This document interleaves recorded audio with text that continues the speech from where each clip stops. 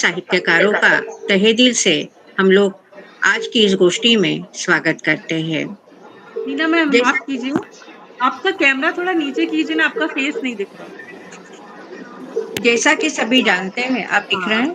अब ठीक है। जैसा कि सभी जानते हैं, हमारा प्रथम सत्र जो है, अक्सर हम लोग संगोष्ठी सत्र के अंतर्गत इसमें कुछ न कुछ चर्चा आदि का ध्यान रखते हुए कार्यक्रम को बहुत ही सुंदर ढंग से साहित्यिक संगोष्ठी में परिवर्तित करते रहे हैं। संगोष्ठी सत्र के हमारे संयोजक हैं आदरणीय श्री अवधेश कुमार जी सिन्हा और साथ ही सह संयोजक श्री प्रवीण जी प्रणव भी हमेशा साथ निभाते रहे हैं। आज की इस मासिक गोष्ठी में मैं अवधेश कुमार जी सिन्हा से निवेदन करती हूँ कि संगोष्ठी सत्र संयोजक के साथ साथ कार्य प्रथम सत्र की अध्यक्षता का भी निर्वाह कृपया कर लेवे तो बहुत अच्छा रहेगा। अवधेश भाई, मैंने दोनों जोड़ सकता है क्या? अभी और कोई ऐसे मुझे नहीं वरिष्ठ नजर नहीं आ रहे हैं। आज मत करना भी नहीं है गोष्ठी में, पता नहीं, कोई दिखाई नहीं पड़ रहा है। कृपया आप ये स्थान ग्रहण करें। नहीं, आप जो आदेश सर देंगे मैं कर लूंगा, मैं लेकिन आशा मिश्रा क्या बोल रही हूँ। दोनों को सॉरी कंबाइन आपको करना डिस्टर्ब ठीक है? कर रही हूँ। फिर कैसे करें? या तो फिर सर इंदु सिंह उससे जी से एक मैं हेल्प निवेदन कर चाहिए था। सकती हूँ। कोई नहीं, मनोज इसको रख लीजिए। पांडे महाराज जी का नंबर भाई नाम का ही आपके है, और पास क्या है क्या? क्योंकि मम्मी के पास है और अब ठीक है, हमारा रमा जी आ ही कार्यक्रम है गई अभी, हैं। और मम्मी कहीं और है, उनका फोन अच्छा, लग नहीं रहा है। डॉक्टर रमा जी जी। जी जी अरे, अच्छा जी चलिए ठीक डॉक्टर है। रमा जी, अभी आपसे भेजेंगे निवेदन क्या आप? करते हैं प्रथम सत्र की अध्यक्षता का जी सर। स्वीकार बिल्कुल करें आप। बिल्कुल। ओके धन्यवाद। डॉक्टर रमा जी, स्वागत। आज हमारे बीच प्रमुख वक्ता के रूप में आदरणीय श्री मनोज जी उपस्थित रहेंगे। मनोज जी पांडे, आप संत तुकडोजी महाराज नागपुर विश्वविद्यालय यहाँ से संलग्न हैं और हिंदी के विभागाध्यक्ष हैं, डिपार्टमेंट के विभागाध्यक्ष हैं हिंदी विभाग के। तो जैसे ही आप जुड़ेंगे आपका भी स्वागत होगा। कोशिश कर रहे हैं वो जुड़ने की हमारे साथ में, कहीं कोई कठिनाई आ सक रही होगी शायद उन्हें। वेट आई हाँ वॉच। नमस्कार नमस्कार, मेरा भी नहीं हो रहा है, मोबाइल से जुड़ी हूँ ना। ठीक है ज्योति जी, आपका भी स्वागत है, बहुत बहुत अध्यक्ष जी को स्वागत। नमस्ते। हाँ नमस्कार नमस्कार आदरणीय। तो प्रथम सत्र में हमारा रहेगा आज का समय और साहित्य, इस विषय पर आदरणीय मनोज जी पांडे अपने विचार हमारे साथ साझा करेंगे। इस कार्यक्रम की अध्यक्षता के लिए आदरणीय डॉक्टर रमा जी द्विवेदी से अनुरोध किया गया है। प्लीज प्लीज मुझे मत बनाइए। अरे प्रथम सत्र ही है, नहीं करूंगी रमा भाई। प्रथम सत्र का मामला है भाई। प्लीज अरे आज मुझे आइए, इतनी बड़ी ऐसे कैसे? जिम्मेदारी नहीं लेना भाई। अरे जिम्मेवारी का क्या लेना है भाई? मैं प्रथम इतनी सत्र बड़ी जिम्मेदारी नहीं ले सकती। नहीं, प्रथम कोई है नहीं रमा इसलिए सबका है नहीं। प्लीज प्लीज प्लीज मीनाक्षी, किसी और को बुलाइए। ये दिल अरे रखिए। प्रथम मैं सत्र सीधे में क्या बैठ भी है? नहीं पाऊंगी, तबीयत भी थोड़ा ठीक नहीं है, कोल्ड हो गया है नहीं, मुझे। प्रथम सत्र के बाद आपको फ्री कर देंगे। नहीं नहीं प्लीज। जी, आइए। हमारी गान कोकिला आदरणीय शुभ्रा जी महंतो से निवेदन करते हैं निराला रचित सरस्वती वंदना की सुंदर सी प्रस्तुति के लिए। स्वागत है शुभ्रा जी। स्वागत मैम, स्वागत। हेलो रमा जी, मेरी आवाज आ रही है? बिल्कुल बिल्कुल बिल्कुल। अच्छा, क्योंकि मुझे लग रहा है कि नेटवर्क प्रॉब्लम है। हाँ नेटवर्क प्रॉब्लम, मेरा भी लैपटॉप तो नहीं खोला, मोबाइल से जुड़ी हूँ। अच्छा चलिए, आ रही है शुभ्रा की आवाज, आ रही है क्लियर? आ रही है ना? हाँ हाँ।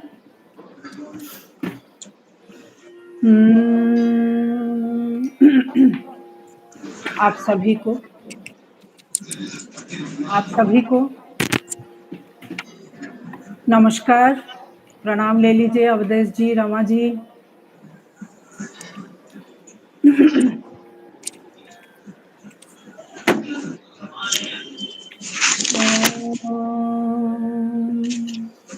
ओम सरस्वती महाभागे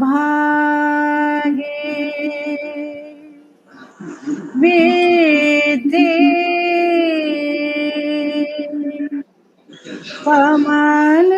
कमललोचने विश्वरूपे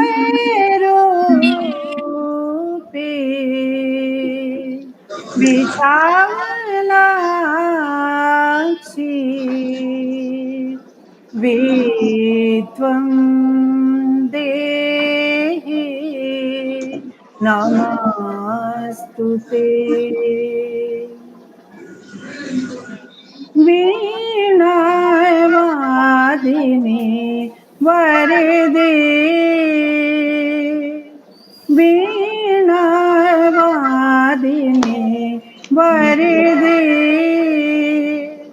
प्रिय स्वतंत्र राव अमृत मंत्र नव प्रिय स्वतंत्र राव अमृत मंत्र नव भारत में भर दे वीणा वादिनी भर दे काटे अंधोरे के बंधन काटे अंधोरे के बंधन सारे महाजननी ज्योतिर्मय निरझरे जी सर। हेलो। कलुष भेद तव हर प्रकाश भर कलुष भेद तव हर प्रकाश भर जग मग जग हेलो। करी दे वीणा वादिनी वरदे नवगति नवनय ताल छंद नव नवगति नवनय ताल छंद नवल कंठ नव जलद मंद्रव नवल कंठ नव जलद मंद्रव नव नभ के नव विहग वृंद को नव नभ के विहग वृंद को नभ पर नव स्वर दे वीणा वादिनी वरदे प्रिय स्वतंत्र राव अमृत मंत्र नव प्रिय स्वतंत्र राव अमृत मंत्र नव भारत में भर दे वीणा वादिनी वरदे। बहुत बढ़िया, बहुत ही सुंदर शुभ्रा जी, बहुत सुंदर। चलिए भाई और बहनों। मीना जी, अहिल्या जी जुड़ गए। हाँ जी। हाँ, तो देख लीजिए कैसे आगे का कार्यक्रम बढ़ाना है, क्या करेंगे। बहुत बहुत धन्यवाद शुभ्रा जी आपका। और कल भी आपने आदरणीय श्रीमती सरोज अग्रवाल जी के लिए भी कहा था कि वे जुड़ना चाहती है ग्रुप में, तो उनको भी ज्वाइन करा लिया गया है। अच्छा, ज्वाइन हो गई है। अच्छा, ओके। कैपिटल इसी तरह हम सभी से निवेदन करते हैं कि जो भी आपके चिर परिचित में है, जो साहित्य में रुचि रखते हैं, हिंदी लेखन के साथ जुड़े हैं, उन सभी के लिए कोशिश करिएगा। आप हम तक बात पहुंचाइए। ग्रुप एडमिन श्री प्रवीण जी उनको जरूर अपने समूह में लेकर प्रति तीसरे रविवार के लिए उनको यहाँ पर आमंत्रित करेंगे।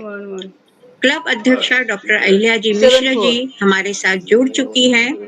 मैं स्वागत भाषण के लिए डॉक्टर अहिल्या मिश्र जी से निवेदन करती हूँ, वे शब्द कुसुमे से सभी का स्वागत करें। आदरणीय अहिल्या दीदी। मीना जी, सरोज अग्रवाल जी मैसेज कर रही हैं कि वो नहीं जुड़ पा रही हैं। ठीक है डॉक्टर अहिल्या दीदी। Find my and active lock list. It is data and eSIM. पूजा जी नमस्कार। Average. ये हापुड़ से हैं पूजा जी, हमारे पास नया नया जुड़ी हैं शायद। हाथ मोटा शुक्ला करने का कुछ बोल रही है शायद मैम। आप स्वागत है आपका मैम। स्वागत है। मैं हापुड़ से हूँ लेकिन अब हैदराबादी हूँ। बढ़िया है। स्वागत। तो इसलिए हापुड़ की थी, अब हैदराबादी हूँ। बहुत बढ़िया, स्वागत है आपका। स्वागत है सभी को पूजा जी। नमस्कार मेरा। नमस्कार नमस्कार। आदरणीय अहिल्या दीदी, आपसे निवेदन है शब्द कुसुमों से सभी का स्वागत कीजिएगा।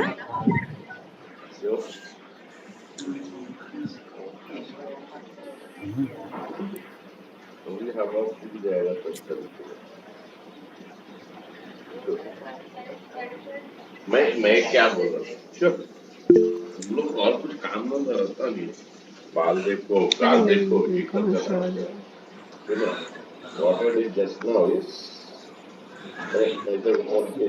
मम्मा we were having debate कितना अच्छा है फोन कर रहा है और करते this is a beautiful piece मम्मा बोली काई को दे नेक्स्ट ईयर में क्या हुआ, जुड़ नहीं पा रहे हैं आज? पलिया का फोन नहीं जुड़ पा रही है शायद। ठीक है।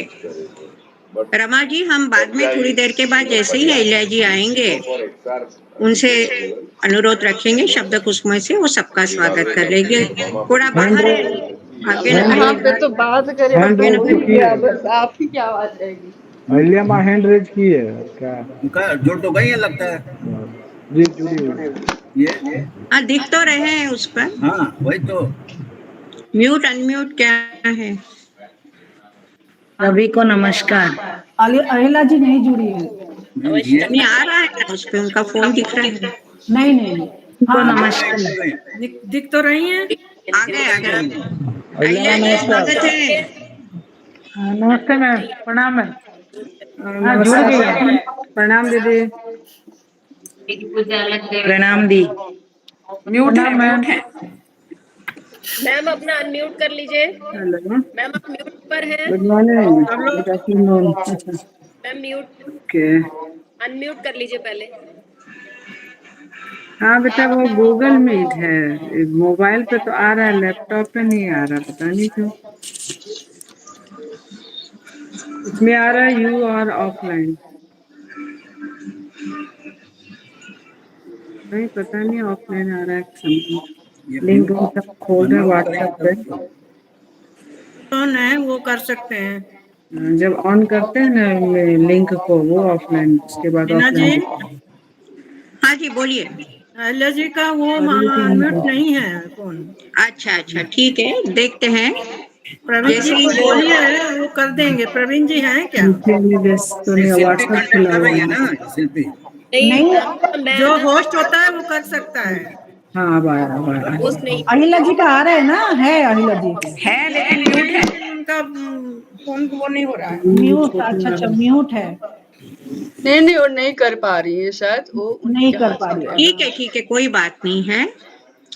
प्रवीण जी कर सकते हैं। क्या श्री मनोज जी पांडे जी से, श्री मनोज जी पांडे जी उनसे भी बात नहीं हो पा आए हैं क्या? नहीं दिख रहे हैं। वो भी नहीं दिख रहा है। उनसे बात भी नहीं हो पा रही है। कॉल किया मैंने लेकिन उठाया नहीं उन्होंने। मम्मी भी वही ट्राई कर रही होंगी। अब उनसे तो, मम्मी से तो बात हो पाई थी। उनके ड्राइवर हो गए ना भूपेंद्र भाई या कोई, आशा जी, उनको बोलेंगे तो म्यूट अनम्यूट का कर देगा। होस्ट कौन है? होस्ट कर सकते हैं ना? प्रवीण भाई कर सकते हैं ना? नहीं कर सकते। होस्ट नहीं। हम खुद से अगर म्यूट करके रखेंगे तो होस्ट नहीं कर सकते। नहीं कर सकते। सही बात। होस्ट म्यूट कर सकते हैं। अनम्यूट भी कर सकते होंगे। अनम्यूट कर सकते हैं जब होस्ट खुद म्यूट कर देगा किसी को तो। हाँ वही। चलिए ठीक है, कोई बात नहीं है। सत्र के अध्यक्ष मैम जुड़ी। यही प्रॉब्लम है, ये टेक्नोलॉजी में तो बड़ी प्रॉब्लम है। मैम आप अनम्यूट कर लीजिए, फायदा पहले, भी है, फिर आवाज नुकसान भी बहुत है। चलिए रमा जी आप सत्र की अध्यक्षता कर रहे हैं, आपके आदेश अनुसार आदरणीय अवधेश को मेरी अध्यक्षता मत रखिए अरे मैडम की सुनिए, आप अध्यक्षता रखिएगा। थोड़ा तो देखिए प्रोटोकॉल जो रहेगा। मैं आदरणीय अवधेश भाई से निवेदन करती हूँ, क्योंकि पांडे जी भी नहीं जुड़ रहे हैं, तो आज का समय और साहित्य इस पर थोड़ी रोशनी प्रपत्र पर डालने, पूर्ण रूप से हम आगे बढ़ने से पहले थोड़ा आप दे दीजिए ना जानकारी। ऐसा करते हैं हाँ कि मैं विषय प्रवर्तन कर देता हूँ।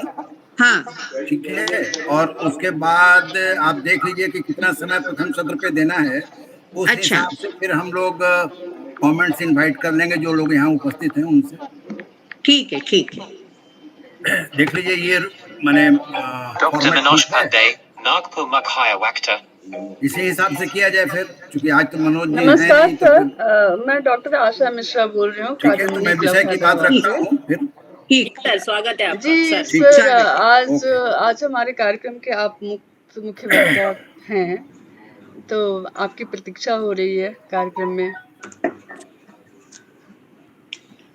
जी जैसा कि आप सबको पता है कि अच्छा, आज आप ट्रेन में चर्चा का हैं? विषय है आज का समय और साहित्य। जी देखने में तो ये विषय बड़ा छोटा लग रहा है, लेकिन बहुत ही गंभीर और विस्तृत है। अच्छा, नेटवर्क सही नहीं है क्या वहाँ पे? यदि मनोज जी होते तो। हाँ जी, आवाज आ रही है? अरे आ गई इलिया जी।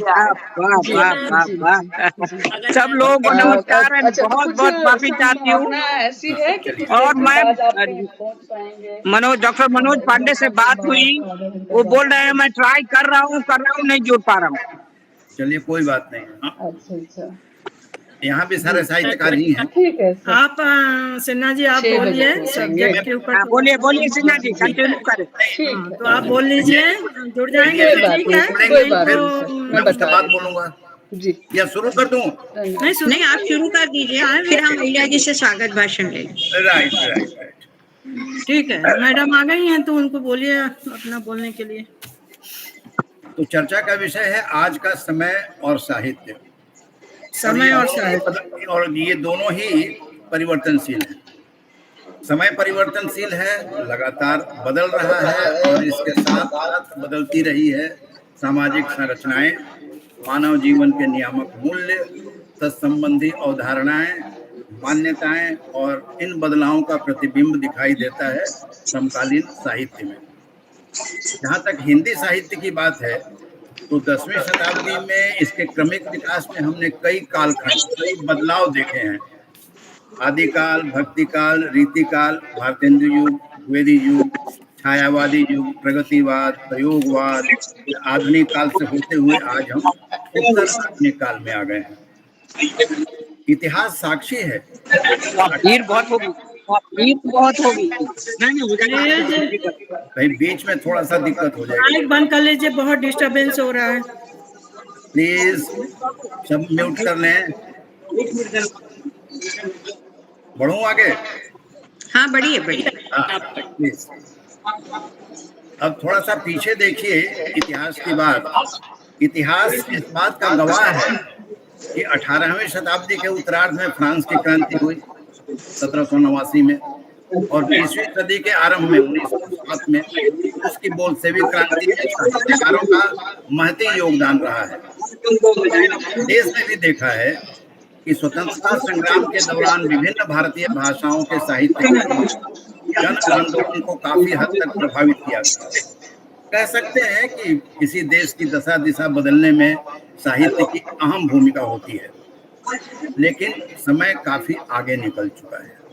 देश में और वैश्विक स्तर पर स्थितियां तेजी से बदल रही हैं। प्रौद्योगिकी एवं जनसंचार माध्यमों ने मनुष्य के जीवन में अभूतपूर्व बदलाव ला दिया है। आज दुनिया आपकी उंगलियों की क्लिक में सिमट गई है। बढ़ती पूंजीवादी व्यवस्था में बाजारवाद एवं उपभोक्तावाद ने व्यक्ति को व्यक्ति न रखकर एक कमोडिटी बना दिया है। इस मम्मी संस्कृति म्यूट ने कर दीजिए जब सामाजिक बात नहीं ताने कर बाने रही है पर तो। प्रतिकूल प्रभाव डालते हुए जब बात नहीं कर मानव रही है तो मूल्यों के म्यूट कर क्षरण लीजिएगा। में एक कैटलिस्ट उत्प्रेरक का काम किया जब है। बात नहीं कर रही हैं जहां आप तो तक म्यूट भारत कर का सवाल लीजिएगा है, फोन को। आबादी में युवाओं की संख्या ज्यादा है, उनके सपने, उनका रुझान वैश्विक है। साहित्य में उनकी अभिरुचि कम होती जा रही है। मीडिया पर बड़े व्यावसायिक घरानों का कब्जा हो रहा है, जो जनमानस को अपने तरीके से प्रभावित कर रहा है। साहित्यिक पुस्तकों की बिक्री पर पड़ा है। प्रोडक्ट की तरह किताबों की मार्केटिंग करनी पड़ रही है। चाहे साहित्यिक पत्रिकाएं हों या किताबें, उनका ऑनलाइन प्रकाशन बढ़ रहा है। साहित्यकार भी दलगत राजनीतिक प्रतिबद्धताओं तथा पूंजीवादी बाजार से प्रभावित हो खेमेबाजी के शिकार हो रहे हैं। यद्यपि कि प्रौद्योगिकी एवं जनसंचार माध्यमों की सुविधाओं ने लेखकों की संख्या में वृद्धि की है, लेकिन गंभीर साहित्य पर सम्यक चिंतन और उसकी पक्षधरता में कमी देखी जा रही है। तो बदले हुए आज के समय में साहित्य की सहित यानी सबके हितों की साधना की भूमिका भी बदली है, या यूं कहें कि बढ़ गई है। साहित्यकारों के सामने चुनौतियां पहले से ज्यादा हैं, विशेषकर हिंदी के साहित्यकारों के लिए। हिंदी साहित्यकारों का जिक्र मैं इसलिए कर रहा हूं क्योंकि अन्य भारतीय भाषाओं जैसे मराठी, बांग्ला, तमिल, मलयालम आदि के साहित्य में उनके पाठकों की अभिरुचि अपेक्षाकृत बनी हुई है। तो ये विषय गंभीर है। आज इस चर्चा में मेरे ख्याल से लोग भाग लेंगे और अपने विचार रखेंगे। ध्यान ये रखना है कि हिंदी की बात हम यहाँ नहीं कर रहे हैं, साहित्य की बात कर रहे हैं, और साहित्य में अन्य भारतीय भाषाएं भी आ रही हैं, हिंदी भी आ रही है। तो आप लोग कृपया अपने इस पर विचार रखें, इस मुद्दे पर कि आज जो कुछ भी साहित्य, जो समाज में बदलाव आ रहा है, सारे परिवेश में बदलाव आ रहा है, इन बदलती परिस्थितियों में साहित्य की क्या भूमिका होनी चाहिए, इसको कैसे आगे बढ़ाया जाए, जो साहित्य की जो अब भूमिका है साहित्य की, इसको और आगे कैसे ले जाया जाए, साहित्यकारों के सामने जो चुनौतियां हैं उनको कैसे बचाया जाए, उनको कैसे वो आगे बढ़ाएं, उन चुनौतियों को झेलें, अच्छे साहित्य की रचना हो, पाठकों तक पहुंचे। कृपया इस पर अपने विचार रखें। मीना जी। हाँ जी। तो सबसे पहले मीना दीदी। आएंगी। हाँ बोलिए बोलिए जी। अभी विनोद पांडे जी से बात हुई है। अरे मनोज पांडे जी से सॉरी बात हुई है, तो वो कहीं ट्रेन में है। उनका कहना था कि रास्ते में कुछ स्टेशन आएगा तो मैं जुड़ जाऊंगा, तब तक हम लोग अपना कार्यक्रम कंटिन्यू रखते हैं, क्योंकि वहाँ पे नेटवर्क का प्रॉब्लम हो रहा है। ठीक है ठीक है जी। तो ये आज का विषय है चर्चा का। शुरुआत रमा जी से करें। रमा जी अपने विचार रखें इस पर। उसके बाद ज्योति जी से बात करेंगे, फिर आशा जी से बात करेंगे। तो कृपया थोड़ा तैयार हो जाएं आप लोग। ठीक है। फिर और जो बोलना चाहेंगे रमा जी। सिन्हा जी, मैं ये कह रही थी कि अगर हमारे मुख्य वक्ता नहीं जुड़ पा रहे हैं तो अहिल्या जी बात कर सकती हैं, वो बड़ी हैं, सीनियर हैं। अहिल्या जी तो बात करेंगी। नहीं तो पहले उन्हीं को करना चाहिए ना, मुझे क्यों? क्या ये पहले और पीछे का क्या इशू है? अरे मैंने कुछ पढ़ा ही नहीं है इस बारे में अभी, बस मैं तो टॉपिक अभी देखी। आप लोग ऐसे मुझे फंसा देते हैं हमेशा, हर बार। ये गलत बात है। आप लोग पहले से कुछ बताते भी नहीं है। रमा जी आप बोल सकते हैं, आशु वक्ता है। अभी तो मुझसे अच्छा तो सिन्हा जी बोल दिया, और क्या बोलूं, मैं भी यही बोलती। अरे उन्होंने रमा तुम में कैपेसिटी है, बोलो। कविता पढ़ सकती हूँ, बोलो। देखिए इतनी देर में आप बोल देती थी कम से कम। हाँ, आदरणीय ज्योति नारायण जी अपनी बात रखना चाहेंगी। कहाँ है? दिखाई तो दे रही थी। वो भी आज मोबाइल पे है तो लिंक टूट रहा है। और बारिश भी हो रही है यहाँ पे, तो बारिश हो रही है, पता नहीं कब करंट चला जाएगा। बहुत बारिश हो रही है हमारे पास। तो बताइए आगे क्या मैडम किया बोलिए अहल्या जी। आशा आपको जी ही आप बोलना है। अब ज्योति जी नहीं अध्यक्षता बोल भी पा आप ही रही कर हैं रहे तो हैं। आशा मुक्ता जी। सर मैंने भी कुछ पढ़ा तो नहीं है इस विषय पर। मनोज जी ने सबको आज कटघरे में लेकर आ गए। जी नहीं, जब तक आप सिस्टमैटिक नहीं तैयार करेंगे नहीं बोला जा सकता। ऐसे कुछ बोल देने से मतलब नहीं होता है। जहाँ तक साहित्य की तैयार करना आवश्यकता पड़ता का है। प्रश्न है तो साहित्य की आवश्यकता हमेशा ही रही है और आगे भी रहती रहेगी। अभी भी है। साहित्य एक ऐसी चीज है जो हमको हर तरह से सजा सकता है, संवार सकता है, हम कुछ सीख सकते हैं। हमारी संस्कृति, हमारी परंपरा, हर चीज को साहित्य एक जगह पर लाके हमारे अंदर एक बीज बोता है, संस्कार बोता है। अगर साहित्य नहीं रहा तो शायद मानव नहीं रह पाएगा। अब ज्यादा मैं कुछ नहीं कह सकती हूँ क्योंकि मैंने पढ़ा नहीं है, अभी कुछ तैयारी नहीं किया हुआ है। तो मैं चाहूंगी कि आप लोग इसको कंटिन्यू करें और डॉक्टर अहिल्या मिश्रा जी हैं, उनसे हम सुने। हाँ, ज्योति जी जुड़ गई हैं शायद।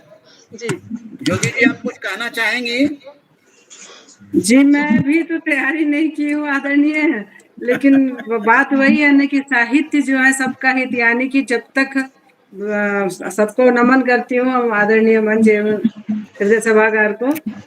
बस जो मन में आ रहा है बोल देती हूँ। साहित्य और आज का समय हमेशा साहित्य को लेकर चलता है और समय के साथ साहित्य ही हमें मार्गदर्शक बनता है और मार्गदर्शन करता है। हमारे वेद पुराण रामायण जो भी कुछ है ये सारे साहित्य हैं। अगर हम उसे पढ़ेंगे तो आज आधुनिक काल में भी साहित्य हमारा सहयोग करेगा, क्योंकि कोई चीज साहित्य हमें शिष्टाचार, हमारे विज्ञान ज्ञान सबको आगे बढ़ाता है। तो साहित्य ऐसी चीज है न हमेशा के लिए अमर है, ना वो मिट सकता है ना मिटेगा। चाहे हम कितना भी ये गूगल मीट कर रहे हैं या तकनीकी में जा रहे हैं, कंप्यूटर में पढ़ लिख रहे हैं, लेकिन साहित्य की जो संस्कृति है जो समय के साथ पुस्तक में विद्यमान रहेगी। पुस्तक की बात नहीं कर रही हूँ, लेकिन साहित्य होता है कि हाँ चलो हम इसको प्रिजर्व करें। पहले काल पत्र में लिख करके रख दिया जाता था, इसलिए ताकि आने वाली पीढ़ी किसी को भी मिले, कहीं भी मिले तो उसको पढ़े। तो मैं विशेष तो नहीं कर पाई हूँ कुछ भी, क्योंकि रात 2-2:30 बजे हो गया। सोते कल के कार्यक्रम में था, हम लोग तो थे, दीदी भी थी वहां पर हमारी अहल्या जी। तो साहित्य और समय के साथ साहित्य बदलता भले है लेकिन हमेशा रास्ता ही दिखाता है। जैसे हमें राजनीति पर साहित्य है, आपको क्या कहते हैं विज्ञान पे साहित्य है, हर चीज। हिंदी साहित्य जो है वो एक बल देता है और हम लोग के जीवन में बहुत बड़ा मार्गदर्शन करता है और रोशनी दिखाता है कि जैसे आध्यात्म की तरफ हम मुड़े और आधुनिकता की तरफ मुड़े। हर चीज साहित्य में है, हम भले नाम अलग अलग दे दें। ज्ञान विज्ञान कोई भी चीज है वो साहित्य में ही आता है, क्योंकि तो हमारे सारे जो 4 वेद हैं उसमें आपको चिकित्सा वगैरह है, रसायन शास्त्र है, भूगोल शास्त्र है, सब कुछ है। तो साहित्य से ही हम आज सामने प्रस्तुत हैं आपके साथ। साहित्य के वजह से ही जुड़े हुए हैं। हमारा साहित्य इतना विस्तार है, इसका इतना बड़ा विधान है जो कि हर क्षेत्र में, खासकर हिंदी, अगर हमारी भारत की जो पहचान हिंदी है, अगर ये साहित्य नहीं रहेगा, प्रश्न चिन्ह है, वो हमेशा ही रहेगा, मतलब कहने के लिए नहीं रहेगा तो हम क्या रहेंगे? कोई नहीं रहेगा। फिर व्यक्ति की पहचान साहित्य के द्वारा ही होता। क्यों रचित हम क्यों रचना लिखते हैं, क्यों करते हैं? आखिर तुलसीदास ने स्वांतः सुखाय लिखा है, जो आज सबके काम में आ रहा है, ग्रंथ हो गया और हम उसको मतलब पूजित ग्रंथ हो गया। रामचरितमानस, यानी कि राम के चरित्र को जो दर्शाया गया वो साहित्य है। इसलिए हर व्यक्ति किसी न किसी, अब आज धर्मा ग्रंथ लिखते हैं, किसी व्यक्ति के ऊपर लिखते हैं, तो एक उसमें एक न कुछ, चाहे वो व्यक्ति कुछ हो ना हो, कुछ तो आदर्श रहता है। वो साहित्य के द्वारा ही पता लगता है। जीवनी पढ़ते हैं महापुरुषों की, तो वो साहित्य हमें क्या कुछ नहीं सिखाता है। साहित्य हम आचरण सीखते हैं, वो साहित्य के द्वारा ही हमें आगे बढ़ाता है। ज्यादा विशेष बहुत बहुत धन्यवाद। मेरे मन में जो आया मैं बोल दी। बहुत बहुत धन्यवाद बिना तैयारी। देखिए ऐसा है कि अभी जो बात हो रही है, आशा जी ने जो बात कही और आदरणीय ज्योति जी ने जो बात कही, ये बात हो रही है साहित्य के महत्व की। हाँ, तो महत्व आ ही गया ना इसमें। एक मिनट, यहाँ जो सवाल उठ रहा है वो ये है कि बदले हुए समय में जिस तरह से परिस्थितियां लगातार बदल रही हैं, समाज की, देश की, विश्व की, उससे बदलती हुई परिस्थितियों में, बदलते हुए समय में इस साहित्य को जन जन तक कैसे पहुंचाया जाए, इसको कैसे बचाया जाए, इसके वो महत्व की बात अभी हो रही है जो ज्योति जी ने अभी बताई है, इसको कैसे रखा जाए। क्योंकि दिक्कत ये हो रही है, शिल्पी होंगी और वो कॉर्पोरेट में काम करती हैं, उनके आसपास के लोग वो पता करते हैं कि कितने लोग, उनके जो कलीग्स हैं वो साहित्य में रुचि रखते हैं। सवाल ये है कि ये अभिरुचि साहित्य के प्रति युवाओं में कैसे पैदा की जाए, साहित्य को कैसे आगे बढ़ाया जाए, और साहित्य पे जो खतरे हैं उनको कैसे, उनसे कैसे बचा जाए और उसको आगे बढ़ाया जाए। सवाल इस बात का है। साहित्य का महत्व तो अपने जगह पे है ही, उसमें जी सही बात। और एक बात ये बता दूं एक लाइन में जी, विज्ञान और साहित्य में क्या संबंध है। ये जो कहा जा रहा है कि आज प्रौद्योगिकी का जमाना है, विज्ञान जो है वो जीने के उपादान प्रस्तुत करता है, साधन मुहैया कराता है, जरूर। लेकिन साहित्य जो है वो जीवन जीने की कला सिखाता है। जी ये दोनों ही आवश्यक हैं। आपको साधन भी चाहिए और जीने की कला भी चाहिए, अदरवाइज वो साधन बेकार है। तो अपने जगह पे है, लेकिन अभी जो जोखिम है, जो खतरे हैं, जो समस्याएं हैं साहित्य के सामने, विशेषकर हिंदी साहित्य के माध्यम, उनको कैसे, उनसे कैसे उसको ठीक किया जाए, उसको बढ़ाया जाए, उससे बचाया जाए, सवाल है।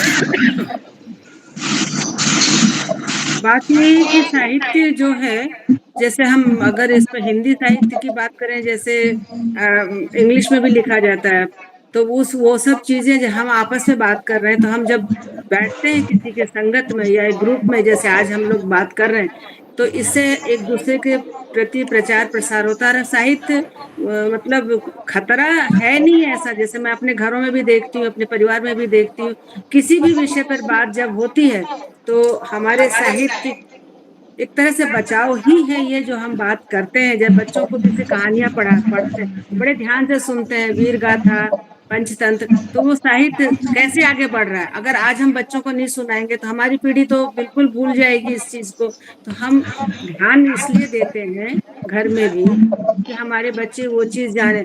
कभी हमारे बच्चे भी जैसे कुछ कहानियां सुनाते हैं, शिवाजी, महाराणा प्रताप, तो ये भी तो साहित्य ही है कहानियों के द्वारा। तो जब बोलते अच्छा नानी दादी आपको इतना पता है, आपको इतना पता है, यानी कि जिज्ञासा घर से जगती है। फिर हम बाहर कैसे लाएं? शिक्षक के माध्यम से ही आ सकता है साहित्य के बारे में। अब मैं विशेष तो प्रज्ञावान तो नहीं हूँ, इस पर क्वेश्चन आंसर भी नहीं कर सकती, लेकिन साहित्य पर खतरा मुझे नहीं लगता, क्योंकि जिस वातावरण में मैं प्रस्तुत होती हूँ, मैं चाहता हूँ कि कोई युवा साहित्यकार बात थोड़ा सा मैं भी बोलूंगी। अच्छा एक सेकंड, थोड़ा सा, ज्यादा नहीं, थोड़ा सा, एक सेकंड अगर समय है तो। हाँ जी बोलिए। एक सेकंड मीना जी, आप समय का ध्यान रखते रहिएगा। बोलना चाह रही हूँ, आप बता दीजिएगा कि कब बंद करना है। एक सेकंड हमारे मुख्य वक्ता जी जुड़े हुए हैं, आदरणीय मनोज पांडे जी। उनका बहुत स्वागत है सर आपका। नहीं, नहीं, उनका माइक ऑफ है, कैमरा भी ऑफ है, लेकिन जुड़े हुए हैं, पटल पे हैं।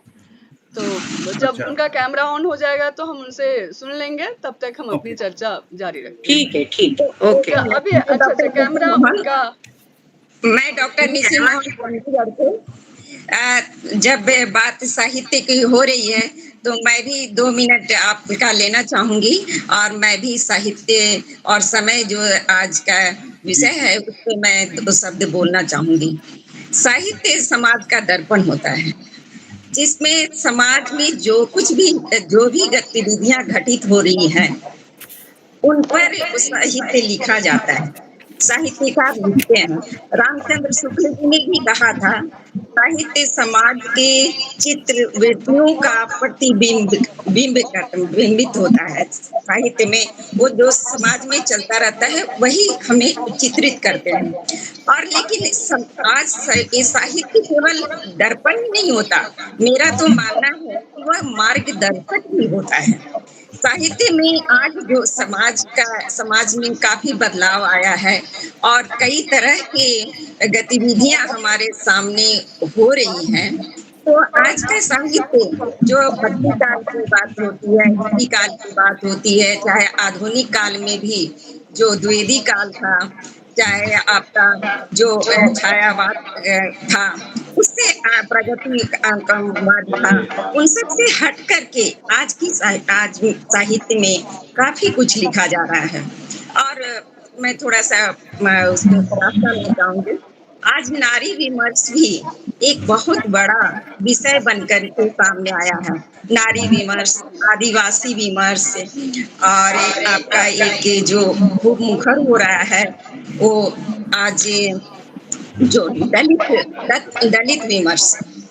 विमर्श की भी बातें आज के साहित्य में आप कविता में कहिए, कहानी में कहिए, या सभी विधाओं में इनका चलन बढ़ा है।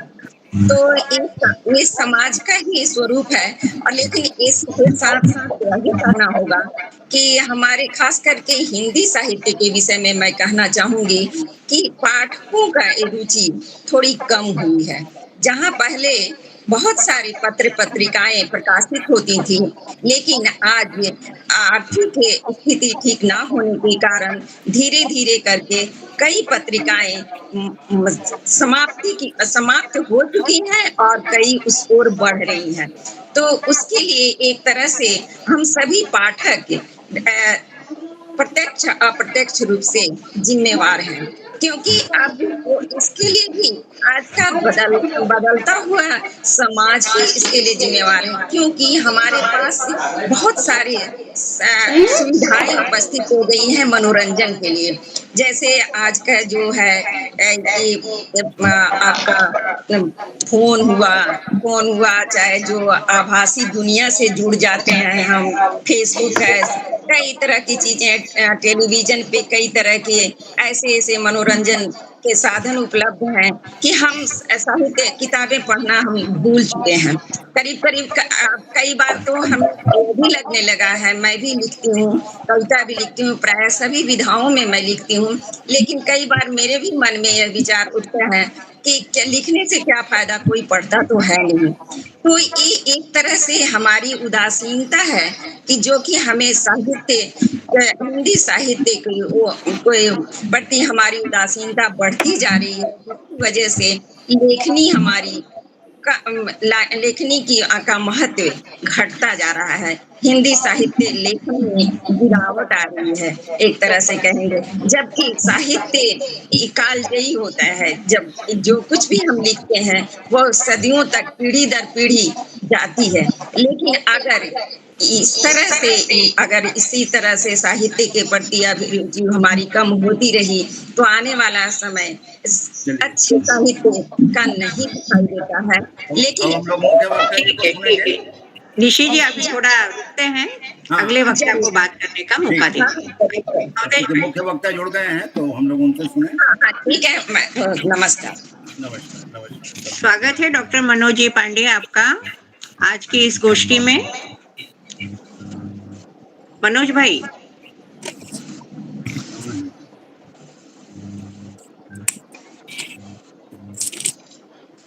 जी सर, स्वागत है सर आपका। कर लीजिए सर, अनम्यूट कर लीजिए, स्वागत है आपका।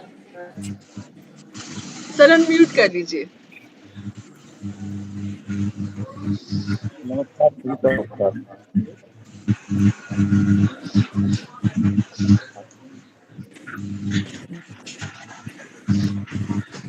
हेलो जी। मीना जी, यदि आप तो मैं आदरणीय पांडे जी का आप लोगों से परिचय करवा दूं। बिल्कुल बिल्कुल अवधेश भाई, बिल्कुल। सॉरी पांडे जी, मैं थोड़ा सा आपके बारे में अपने श्रोताओं को बता दूं। क्योंकि आपसे ये लोग परिचित नहीं हैं, बस एक मिनट। सर आवाज नहीं आ रही है सर, मेरी आवाज नहीं दे रही आपकी सिग्नल। मेरी आवाज तो आ रही है क्या? मीना जी सुनाई नहीं पड़ रहा है? नहीं सुनाई पड़ रही है, चूंकि ट्रेन में है ना, वहाँ पे सिग्नल की दिक्कत है, उसके वजह से सुनाई नहीं पड़ रही है, बाकी सबको सुनाई पड़ रही है जी। नहीं तो इनका चल रही है, इस वजह से समस्या हो रही होगी। जो वेबसाइट पे जानकारी उपलब्ध है इनके बारे में, वो मैं आपको साझा कर रहा हूँ जी। स्वागत। डॉक्टर मनोज कुमार पांडे जी संप्रति नागपुर के राष्ट्र संत तुकडोजी महाराज विद्यापीठ के हिंदी एवं भारतीय भाषा विभाग में एसोसिएट प्रोफेसर एवं विभागाध्यक्ष हैं। महाराष्ट्र तथा अन्य स्थानों पर एक्चुअली विश्वविद्यालय को विद्यापीठ कहा जाता है। तो ये जो तुकडोजी विद्यापीठ है, ये पूर्व में नागपुर विश्वविद्यालय कहलाता था। अच्छा। इंदिरा गांधी राष्ट्रीय मुक्त विश्वविद्यालय इग्नू नई दिल्ली के नागपुर रीजनल सेंटर में हिंदी विषय के परामर्शी भी हैं। आपने विश्वविद्यालय उज्जैन से हिंदी साहित्य में एमए पीएचडी तथा इंदिरा गांधी राष्ट्रीय मुक्त विश्वविद्यालय नई दिल्ली से अनुवाद में पीजी डिप्लोमा किया है। इस विद्यापीठ में आने के पूर्व आप भारत सरकार के संस्कृति विभाग में रिसर्च फेलो रह चुके हैं। इन्होंने हिंदी साहित्य पर कई शोध परियोजनाओं को सफलतापूर्वक संपन्न किया है। आपने पीएचडी एवं एमफिल उपाधियों के लिए अनेकों शोधार्थियों का सफल निर्देशन किया है। आपकी प्रकाशित पुस्तकें हैं रचना के बहाने, आलोचकों की आलोचना, प्रयोजन मूलक हिंदी विविध आयाम, कार्यरीत हिंदी, विष्णुकांत शास्त्री चिंतक और चिंतन, आज के सवाल और साहित्य, समकालीन साहित्य वैचारिक चुनौतियां, और एक अनुदित पुस्तक है छेनी के घाव। इनके अलावा समसामयिक विषयों पर आपके कई शोध, आलेख, लेख एवं पुस्तक समीक्षाएं प्रकाशित। ये था आदरणीय डॉक्टर पांडे जी का संक्षिप्त परिचय। अब मैं अनुरोध करता हूं अपने मुख्य डॉक्टर मनोज कुमार पांडे जी से कि वे हमें संबोधित करें, अपने उद्बोधन से हमें कृतार्थ करें। डॉक्टर मनोज कुमार पांडे जी।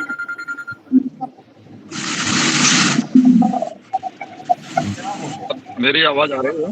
जी जी आ रही है। हेलो जी आ रही है आप जी आ रही है, आप कृपया बोलें। आवाज जी बोलिए। आप बोलिए, हमको आपकी आवाज आ रही है। आवाज में थोड़ी असुविधा हो सकती है पहुंचने में, क्योंकि नेटवर्क की समस्या रहे। मैं ट्रेन में हूँ इस समय, ट्रेन से जुड़ रहा हूँ, तो इस वजह से हो सकता है कि अगर कहीं नेटवर्क कम ज़्यादा हो तो आवाज़ देना पड़ता है। तो आप इशारा करें तो आप सभी को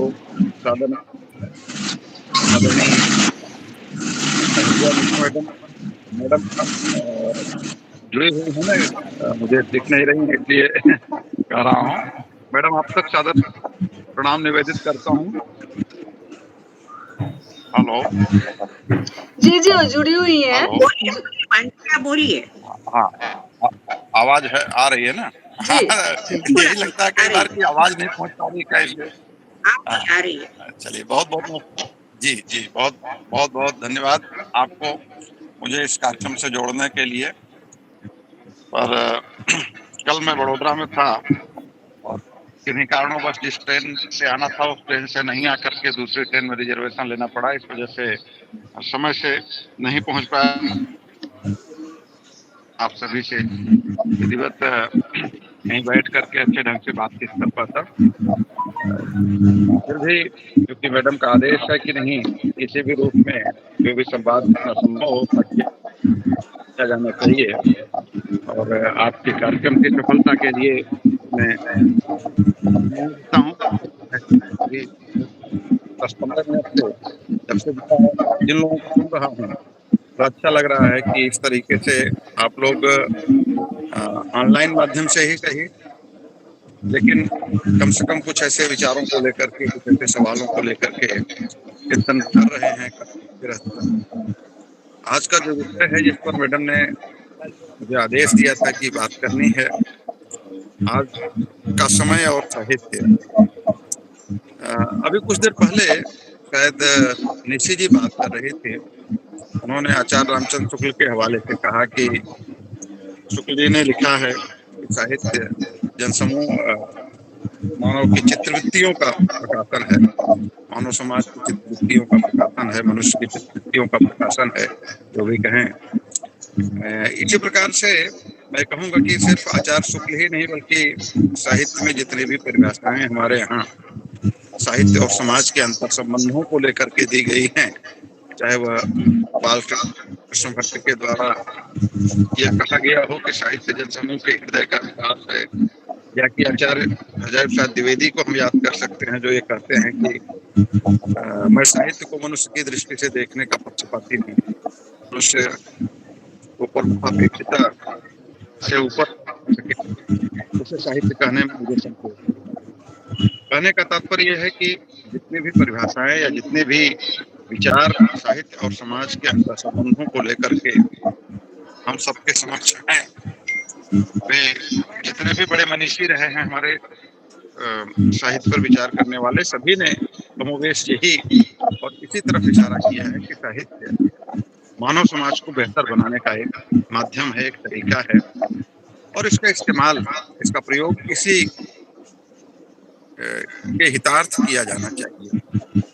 आज जब हम इस विषय पर बात करते हैं तो निश्चय ही जैसा अवधेश सर कह रहे थे, मैं उन्हें सुन रहा था, इन दो तीन वक्ताओं को उसके पूर्व सुनने के बाद उनकी चिंता, अवधेश जी जो बात कह रहे थे उनकी चिंता से मैं बिल्कुल वाकिफ हूँ और मैं भी सहमत हूँ कि भाई ये सब सारी बातें तो ठीक हैं कि साहित्य समाज का होता है, समाज के लिए लिखा गया होता है, समाज के तरीके से, लेकिन आज की जो परिस्थिति है उस परिस्थिति में क्या साहित्य और समाज की अपनी भूमिका, खासकर समाज में साहित्य की अपनी भूमिका उस रूप में दर्ज हो पा रही है, या हम सभी क्या उसको लेकर के चिंतित हैं, कुछ करने की स्थिति में हैं, कुछ जो बदलाव इसी समय, जैसा हम सभी जानते हैं कि ये कहा गया है कि साहित्य बदलाव की बुनियाद तैयार करता है, तो क्या वो बदलाव की बुनियाद तैयार करने की स्थिति हमारे आज के साहित्य में है? यह हमारी चिंता का मुख्य विषय मुझे लगता है कि आज की चर्चा का होना चाहिए और होगा। तो साहित्य समाज में बदलाव पैदा करने की स्थिति में कोई भी साहित्य किसी भी समय का तभी हो सकता है या होता है, होता रहा है, जबकि उस तरह की परिस्थितियां उसे विवश करती रही है। कोई भी साहित्य अनायास यूं ही हम ये मान करके चल सकते हैं कि अनायास और यूं ही नहीं पैदा होता है, क्योंकि यह तो वैज्ञानिक सच है कि हर चीज की क्रिया प्रतिक्रिया का जो नियम है वो साहित्य पर भी लागू होता है। जैसा समाज या जो सामाजिक परिस्थितियां, जो स्थितियां किसी भी दौर के समक्ष रही होगी, मिसाल के तौर पे हम कहें कि तुलसी बाबा के समय को अगर लिया जाए तो वह समय निश्चित रूप से जिस प्रकार का समय हमारा मध्यकाल, जिसको हम भक्तिकाल के नाम से जानते हैं, वो मध्यकालीन समाज की अपनी प्रेरणा थी जो तुलसी जैसे रचनाकार पैदा होते। अगर उस समय की तत्कालीन परिस्थितियां उस रूप में नहीं रही होती तो दावे के साथ नहीं कहा जा सकता कि तुलसीदास उसी रूप में होते जिस रूप में आज हम पाते हैं। और यह बात सिर्फ तुलसी पे ही लागू नहीं होती है, बल्कि रीतिकाल को यदि हम देखें तो रीतिकाल में जिस प्रकार की स्थितियां हमारे समाज के समक्ष थी, या प्रारंभिक काल में हम जाएं, आदिकाल जिसको हम लोग कहते हैं साहित्य के विद्यार्थी, उस आदिकाल में भी जिस प्रकार से चारण काव्यों की परंपरा थी या रासो काव्यों की परंपरा थी, और यही चीज हम 17वीं शताब्दी 18वीं शताब्दी में अपने यहाँ रीतिकाल में जो हम पाते हैं कि इस समय की जो परिस्थितियां थी, जाहिर सी बात है कि समाज उस प्रकार का था, या कुछ व्यवस्थाएं सामाजिक कारणों से या परिस्थितियों बस कुछ व्यवस्थाएं समाज के समक्ष थी, रचनाकारों के समक्ष थी, जो कहने सुनने या कुछ करने की स्थिति में थे उनके समक्ष थी, इसलिए वो उस तरीके की रचनाओं को लेकर के आए, चाहे वह लोभ में किया गया हो, चाहे वो मजबूरी में किया गया हो, उसके पीछे कुछ अन्य कारण हो सकते हैं, लेकिन जो भी कारण आप उसको कहेंगे या हम उसको मानेंगे, वो कारण कहीं न कहीं सामाजिक दबाव के ही होंगे, सामाजिक स्थितियों के ही होंगे। अब अब सवाल यह है कि यह सब पूरा इतिहास का वर्णन करते हुए हम अपने दायित्वों से मुक्त तो हो नहीं सकते। इतिहास में ये चीजें हमें प्रेरक रूप में दिखती जरूर हैं और हम ये इसको मानते भी हैं, लेकिन आज हम क्या कर सकते हैं, आज क्या किया जाना चाहिए, जो अवधेश सर की बात थी, मुझे लगता है संचालन की भूमिका में सर हैं, जिस प्रकार से सर बात कर रहे थे उसी बात को लेकर के मुझे लगता है कि कुछ कहना ज्यादा बेहतर होगा आज के परिप्रेक्ष्य में। अब क्या किया जाना चाहिए ऐसी स्थिति में जब हम इस प्रकार के समाज के समक्ष हैं या ऐसा समाज हमारे समक्ष है, और यह बात सिर्फ हम मान लीजिए कि इस पटल पे 20-25 लोग जो भी जुड़े हैं सिर्फ इनकी चिंता नहीं है बल्कि समग्र समाज की चिंता है। अभी मैं जिस कार्यक्रम से लौट रहा हूँ, कल मैं भारतीय भाषा संगम के कार्यक्रम में था जो वडोदरा के निकट स्टैच्यू ऑफ यूनिटी जो सरदार पटेल जी की प्रतिमा जहाँ बनाई गई है वहाँ पर एक बड़ा अच्छा कार्यक्रम गुजरात साहित्य अकादमी और ये शिक्षा संस्कृति उत्थान न्यास के संयोजन में था। उस कार्यक्रम में भी यही चिंता बार बार व्यक्त की जा रही थी। जितने भी सत्र हुए 2 दिन, उन तमाम सत्रों की मूल चिंता यही थी, यद्यपि वो भाषा पर केंद्रित था और भाषा और साहित्य का तो अंतर संबंध अपने आप में है ही है। तो आखिर हम अपने समाज में, जो समाज हमारे समक्ष है, उस समाज में भाषा की भूमिका को किस प्रकार से पुनः स्थापित करने का प्रयास करें, क्योंकि हम सभी देख रहे हैं कि हमारी जितनी भी भारतीय भाषाएं हैं उनके समक्ष आज बहुत बड़ा संकट है। तमाम भारतीय भाषाएं, और विशेषकर मैं कहूँगा कि संकट यह है राष्ट्रीय स्तर पर हिंदी के समक्ष नहीं है, बल्कि ये संकट अन्य भारतीय भाषाओं के समक्ष ज्यादा है, चाहे वह बंगला हो, चाहे वो तेलुगु हो, चाहे तमिल हो, चाहे मराठी हो। इन भाषाओं के समक्ष यद्यपि अपने एक सीमित दायरे में इनका विकास मैं नहीं कह सकता हूं कि तमिल का विकास या मराठी का विकास सीमित है, लेकिन जिस प्रकार से इन भाषाओं की वो आज की तारीख में जो स्थिति प्राप्त होनी चाहिए थी वह स्थिति कम से कम, जैसे मैं मराठी क्षेत्र में रहता हूँ वहां भी देख रहा हूँ, वो स्थिति नहीं देखती है। तमाम एक मिनट लाइट ऑन, थोड़ी देर बाद बंद कर, 10 मिनट। वह स्थिति तो कम से कम आज की तारीख में आप देखें, तमाम स्कूल चाहे वो मराठी के हों, चाहे वो बंगला के हों, चाहे वो कन्नड़ के हों, तमाम क्षेत्रीय स्कूल बंद होते जा रहे हैं क्योंकि उनके पढ़ने वाले बच्चे नहीं रह गए हैं। उन परिवारों में अपनी भाषाओं को लेकर के संवेदना मैं नहीं कहूंगा कि पूरी तरह से समाप्त हो चुकी है, लेकिन अपनी भाषाओं के माध्यम से बढ़ने की प्रवृत्ति, क्योंकि भौतिकवाद का जो दबाव है, हर परिवार, हर बच्चा, हर माँ बाप चाहता है कि उसका बच्चा आगे बढ़ना चाहिए, तो जिस माध्यम से उससे ज्यादा अवसर मिलेंगे, जाहिर सी बात है वो उसकी तरफ जाने की कोशिश करेगा। हमारी क्षेत्रीय भाषाओं को यह इस योग्य बनाया ही नहीं गया, या ये मान लिया गया कि क्षेत्रीय भाषाओं के माध्यम से हम रोजगार के ऐसे अवसर नहीं बना सकते या राष्ट्रीय अंतर्राष्ट्रीय परिदृश्य पर नहीं बना सकते। शायद इस कमी के चलते हमने स्वतः अपनी क्षेत्रीय भाषाओं में अपने आप को स्थापित करने की कोशिश नहीं की या अपनी क्षेत्रीय भाषाओं को संबल नहीं बनाया। यद्यपि यहाँ मुझे लगता है कि ज्यादातर तो हिंदी से जुड़े हुए लोग हैं, लेकिन कुछ लोग होंगे जो अपनी क्षेत्रीय भाषाओं से या क्षेत्रीय भाषाएं जिनकी मातृभाषा होगी वे इस तकलीफ को समझ रहे होंगे कि जो क्षेत्रीय भाषाएं हमारे जिन भी राज्यों की हैं उन क्षेत्रीय उन भाषाओं को किस प्रकार से हम आने के साथ जोड़ सकते हैं, क्योंकि हमारी क्षेत्रीय भाषाएं महज बोलचाल की भाषाओं तक सीमित होती जा रही हैं।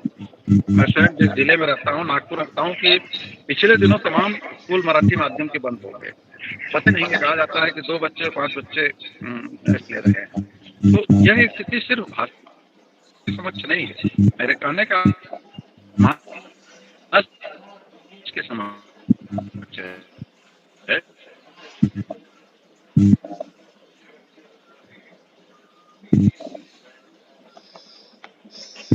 और साहित्य जिस प्रकार से बन रहा है या कि बना हुआ है, उसी का चित्रण साहित्य करता है। साहित्य कहीं और से कोई चीज लाने की कोशिश नहीं करता है और किसी तीसरी कहना चाहिए कि कहीं किसी अजूबे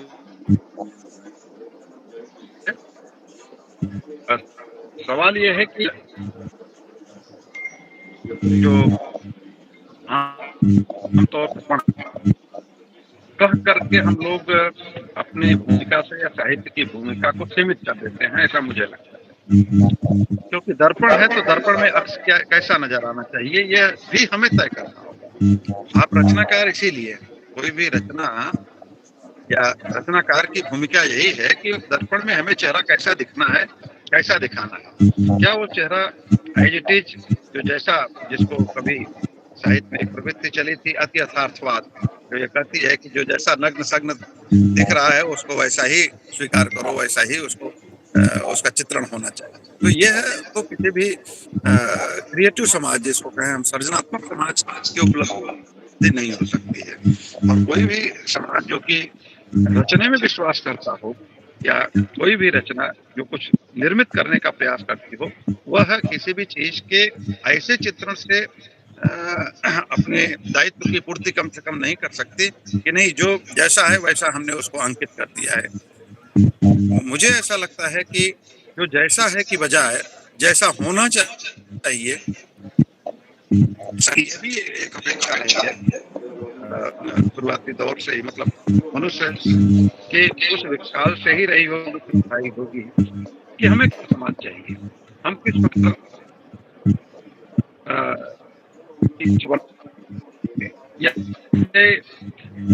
पीढ़ियां तैयार करना चाहते हैं। आज के तारीख में ये भी कहूँ कि हम कैसा समाज आगे देखना चाहते हैं। तो जिस प्रकार के समाज की अपेक्षा आपको है या तो हमें समाज या उस प्रकार में मुझे लगता है कि विचार करना चाहिए। मेरी आवाज आ रही है क्या? मुझे बताओ होता है तो आ रही मीना जी? तमाम लोगों के चित्र नजर नहीं आ रहे हैं, थोड़ा डिस्टरबेंस के साथ आ रही है लेकिन आ रही है। अच्छा, बहुत ब्रेक हो रही है आवाज, ब्रेक होके समझ में नहीं आ रहा है उतना। शायद सिग्नल बहुत वीक है।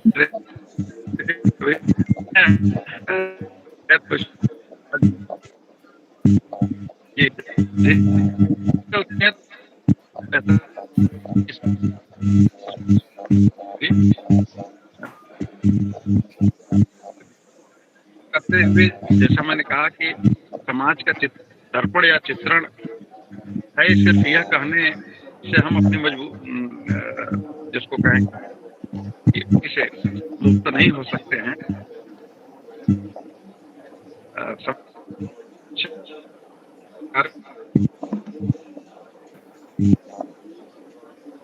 जिसको कहा जाए कि साहित्य कैसे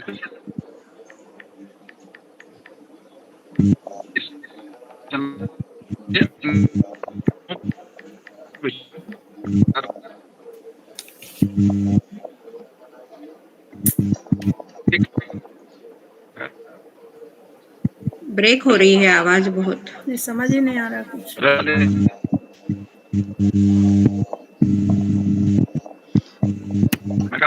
सर आवाज नहीं आ रही है, वो भी नहीं सुन पा रहे हैं शायद हमको।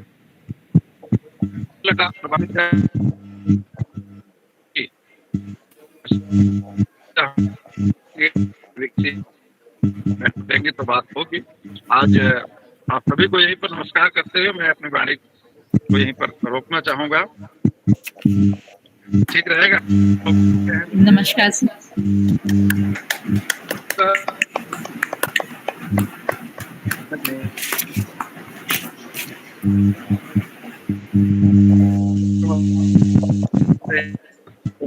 अवधेश जी,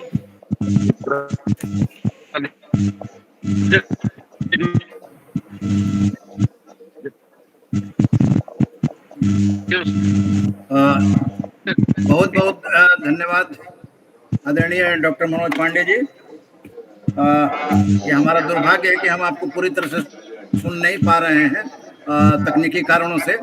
उम्मीद है कि हम लोग फिर कभी मिलेंगे और आपकी पूरी बात सुनेंगे इस विषय पे या किसी अन्य विषय पर। तो मीना जी, अब अहिल्या जी से बात कर ली जाए और फिर उसके आगे दूसरा सत्र शुरू किया जाए। हाँ जी, बिल्कुल। आदरणीय अहिल्या जी को इनवाइट कीजिए। कहाँ हैं आदरणीय अहिल्या दीदी जी? हमारा विषय है आज का समय और साहित्य, इस पे अपने विचार रखिए। और आज जो कार्यक्रम हुआ प्रथम सत्र में उस पे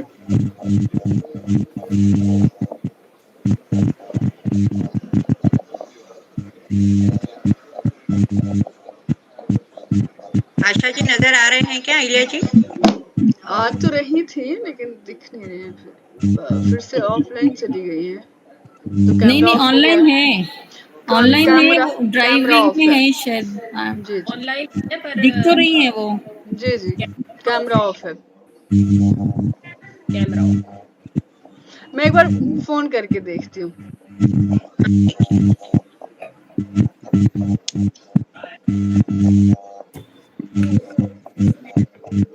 अब दिखाई दे रही है। चलो जा रहा हूँ मैं।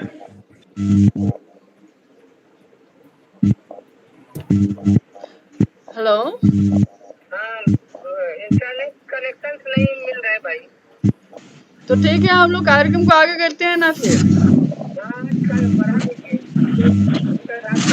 अवधेश जी, मैं अवधेश जी, अभी जब समय है तो मैं क्या एक अपनी साहित्य पे लिखी एक छोटी सी कविता सुना सकती हूँ? नहीं, जब दूसरा सत्र होगा उसमें सुनाइएगा, जब काव्य पाठ होगा तो। एक मिनट। दूसरा सत्र काव्य पाठ के लिए ही है, उसमें आप सादर आमंत्रित रहेंगे। ठीक है जी। अभी बात हुई है। हाँ जी, अहिल्या जी का क्या हुआ? हाँ, अभी बात हुई है, उनका भी वही नेटवर्क का प्रॉब्लम है तो नहीं बात कर पा रहे। तो हम लोग आगे बढ़ा कर देते हैं क्या शिल्पी जी? बोलिए जी। शुरू कर दिया जाए। रही है दीदी, क्या करें? कोशिश कर रही है लेकिन नहीं हो पा रहा। आदेश मीना जी, जैसा आप कहें।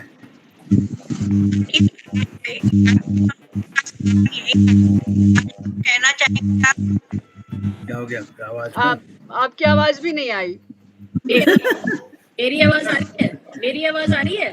जी, आपकी आ रही है। मेरी आ रही है आवाज? जी। हाँ, शिल्पी जी, अवधेश जी और आशा जी की आवाज तो क्लियर आ रही है।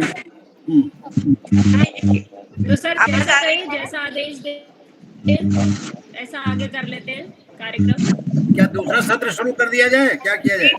कहते हैं कविता का सत्र चालू करते हैं। हाँ बस। शिल्पी जी, आपके पास तो पूरे